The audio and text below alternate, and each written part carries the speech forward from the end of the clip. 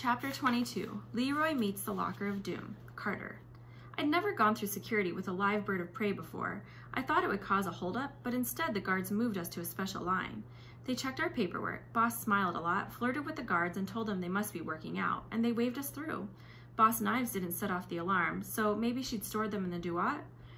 The guards didn't even try to put Sadie through the x-ray machine.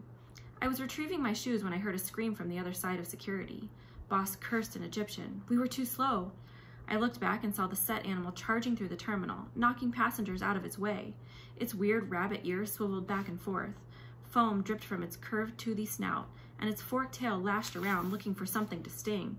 "Moose!" a lady screamed. "Rabid moose!" Everyone started screaming, running in different directions and blocking the Set animal's path.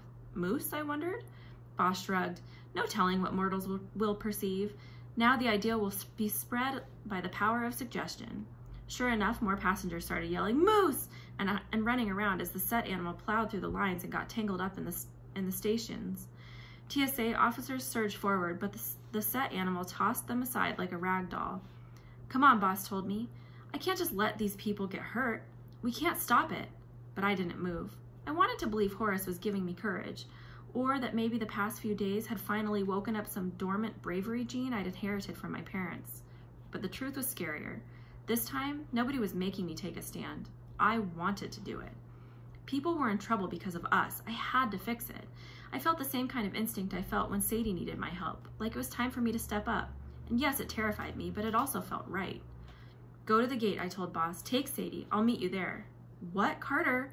"Go." I imagined opening my invisible locker. 133233. I reached out my hand, but not for my dad's magic box. I concentrated on something I'd lost in Luxor. It had to be there. For a moment I felt nothing. Then my hand closed around a hard leather grip, and I pulled my sword out of nowhere. Boss' eyes widened. Impressive. "Get moving," I said. "It's my turn to run interference. You realize it'll kill you. Thanks for the vote of confidence. Now scat." Boss took off at top speed, Sadie flapping to stay balanced on her arm. A shot rang out. I turned and saw the Set animal plow into a cop who just fired at its head to no effect. The poor cop flew backward and toppled over the metal detector gate. "Hey, Moose!" I screamed. The Set animal locked its glowing eyes on me. "Well done," Horace said. "We will die with honor." Shut up, I thought.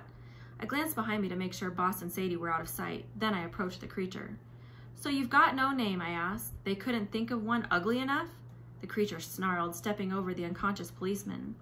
"Set animal is too hard to say," I decided. "I'll call you Leroy." Apparently, Leroy didn't like his name. He lunged. I dodged his claws and managed to smack him in the snout with the flat of my blade, but that barely fazed him. Leroy backed up and charged again, slavering, baring his fangs. I slashed at his neck, but Leroy was too smart. He darted to the left and sank his teeth into my free arm. If it hadn't been for my makeshift leather arm guard, I would have been minus one arm. As it was, Leroy's fangs still bit clear through the leather. Red-hot pain shot up my arm. I yelled, and a primal surge of power coursed through my body. I felt myself rising off the ground and the golden aura of the Hawk Warrior forming around me. The Set animal's jaws were pried open so fast that it yelped and let go of my arm. I stood, now encased in a magical barrier twice my normal size, and kicked Leroy into the wall. "Good," said Horace. "Now dispatch the beast to the netherworld." "Quiet, man, I'm doing all the work." I was vaguely aware of security guards trying to regroup, yelling into their walkie-talkies and calling for help. Travelers were still screaming and running around. I heard a little girl shout, "Chicken man, get the moose!" You know how hard it is to feel like an extreme falcon-headed combat machine when someone calls you a chicken man? I raised my sword, which now was at the center of a 10-foot-long energy blade. Leroy shook the dust off his cone-shaped ears and came at me again. My armored form might have been powerful, but it was also clumsy and slow. Moving it around made me feel like moving through jello.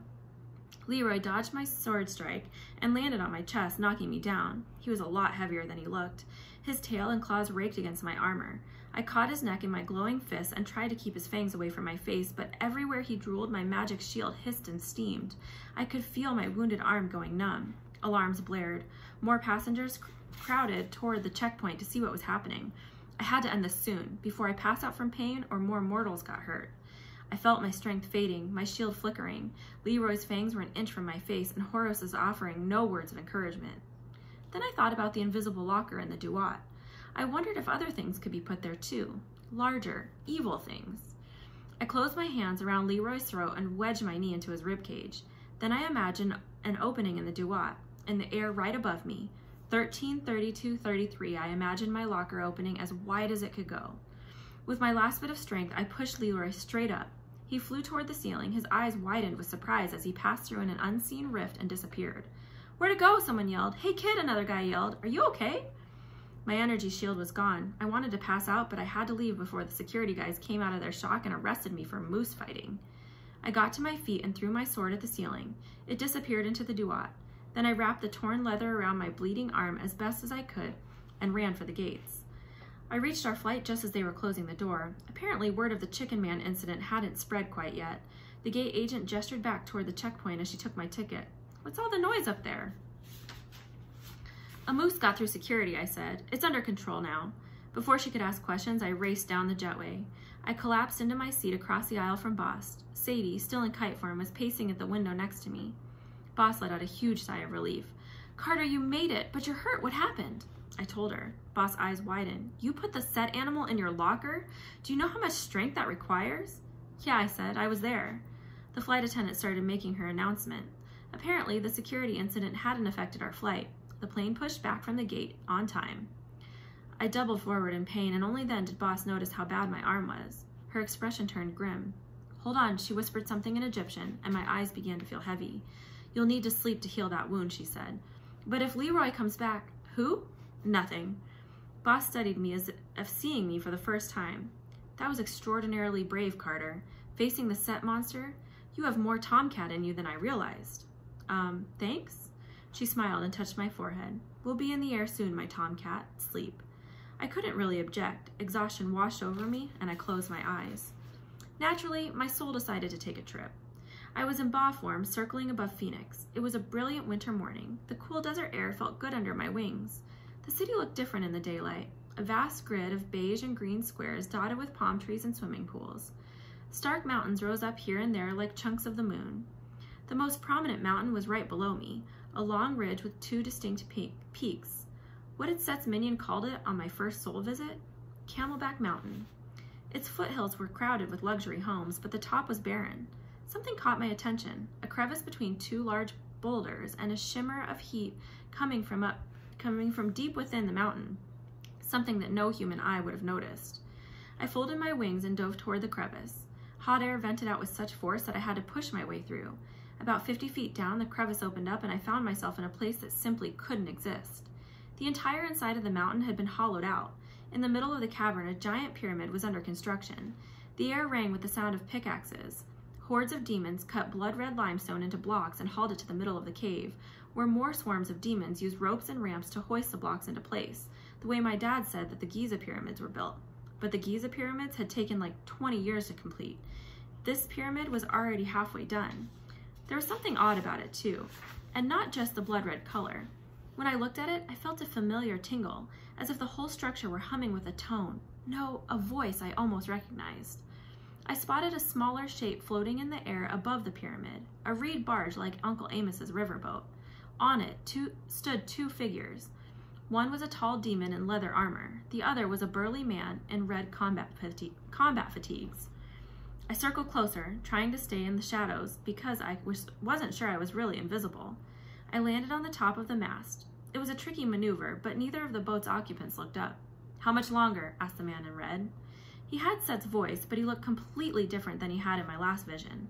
He wasn't a slimy black thing, and he wasn't on fire, except for the scary mixture of hatred and amusement burning in his eyes.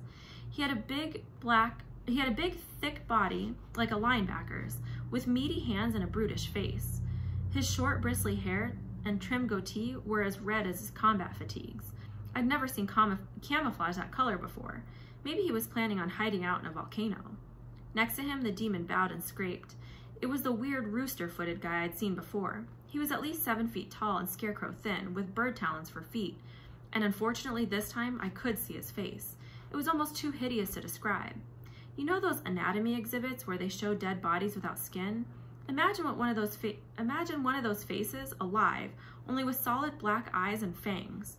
We're making excellent progress, Master, the demon promised. We conjured 100 more demons today. With luck, we'll be done at sunset on your birthday. That is unacceptable, Face of Horror, Set said calmly. The servant flinched. I guess his name was Face of Horror. I wondered how long it had taken his mom to come up with that one. Bob? No. Sam? No. How about Face of Horror? But, Master, Face stammered. I thought... Do not think, demon. Our enemies are more resourceful than I had imagined. They have temporarily disabled my favorite pet and are now speeding toward us. We must finish before they arrive. Sunrise on my birthday, Face of Horror, no later. It will be the dawn of my new kingdom. I will scour all life from this continent, and this pyramid shall stand as a monument to my power, the final and eternal tomb of Osiris. My heart almost stopped. I looked down at the pyramid again, and I realized why it felt so familiar. It had an energy to it, my father's energy.